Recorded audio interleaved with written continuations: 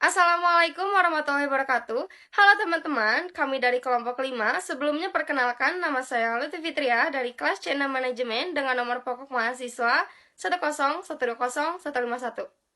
Saya Aprila Supriyani dari kelas C6 Manajemen dengan nomor pokok mahasiswa 101200183. Saya Risma Lela Hafsi dari kelas C6 Manajemen dengan nomor pokok mahasiswa 101200152. Saya Lita Verina Irsanita dengan NVM 101200169. Perkenalkan, nama saya Silvi Fitri Utami dengan nomor pokok mahasiswa 10120157 dari kelas C6 S1 Manajemen. Di sini kami akan menjelaskan analisis keuangan PT Yumiko Maharani. Di sini saya akan menjelaskan tentang current ratio atau rasio lancar. Rasio lancar merupakan rasio yang digunakan untuk mengukur kemampuan suatu perusahaan dalam membayar utang atau kewajiban jangka pendek yang akan segera jatuh tempo.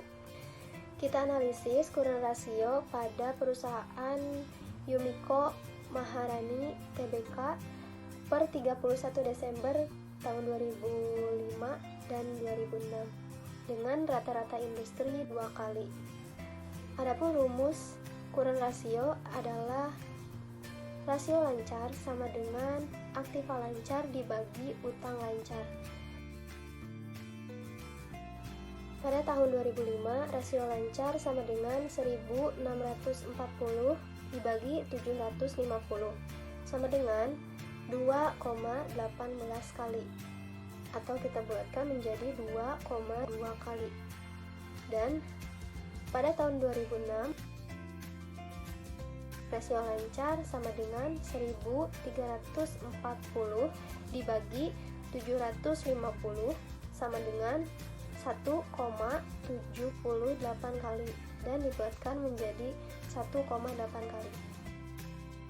Jadi kesimpulannya adalah current ratio atau rasio lancar pada PT Yumiko Maharani Tbk pada tahun 2005 ke 2006 mengalami penurunan dari 2,2 kali menjadi 1,8 kali, yang artinya berdasarkan rata-rata industri, perusahaan mampu untuk membayar utang jangka pendek pada tahun 2005 karena rasionya berada di atas rata-rata.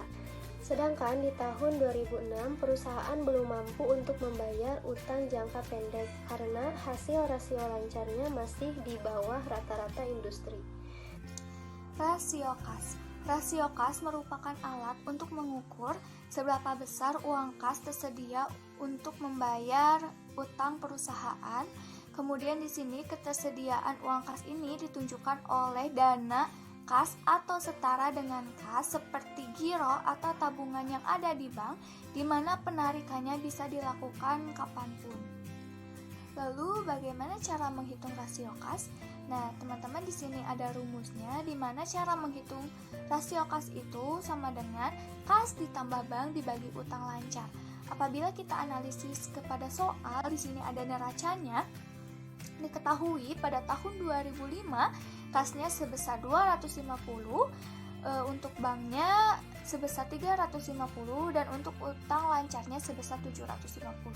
Jadi 250 ditambah 350 dibagi 750 sama dengan 0,8, atau apabila kita bentuk persennya gitu ya, sebesar 80%. Kemudian di sini untuk menjadi bahan perbandingan kita hitung juga yang tahun 2006, di mana diketahui bahwa untuk kasnya sebesar 260, kemudian untuk banknya sebesar 300 dan untuk utang lancarnya sebesar 750. Jadi 260 ditambah 300 dibagi 750 sama dengan 0,746. Terus kita bulatkan menjadi 0,75 dan kita persenkan atau kita ubah menjadi bentuk persen sebesar 75%. Lalu apa sih arti dari 80%, 75%? Nah teman-teman, jika rata-rata industrinya 50% dan perusahaan memiliki rasio kasnya 50%, maka ini berkondisi baik bagi perusahaan dibandingkan perusahaan lain. Kemudian bagaimana apabila rate-nya tinggi seperti contoh kasus perusahaan ini di mana rate rasio kasnya itu 80% dan 75%, maka ini memiliki arti perusahaan tidak cukup berkondisi baik ya teman-teman, karena perusahaan tidak mampu mengoptimalkan ketersediaan dana kasnya.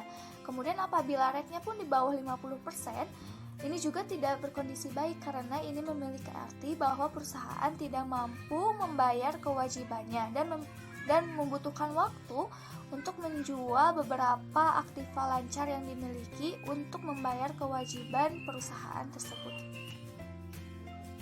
Selanjutnya saya akan menganalisis debt to equity ratio atau total utang terhadap modal pada laporan keuangan PT Yumiko Maharani Tbk per 31 Desember 2005 dan 2006. Debt to equity ratio atau rasio total utang terhadap modal digunakan untuk menganalisis kemampuan perusahaan dalam membayar utangnya dengan modal yang dimiliki. Dengan rumus penyelesaian debt to equity ratio adalah total utang dibagi total utang ditambah ekuitas atau modal dikali 100 dengan rata-rata industri 38,4%. LK tahun 2005.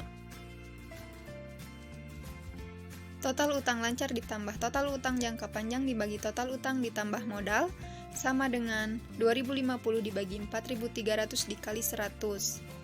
LK tahun 2006.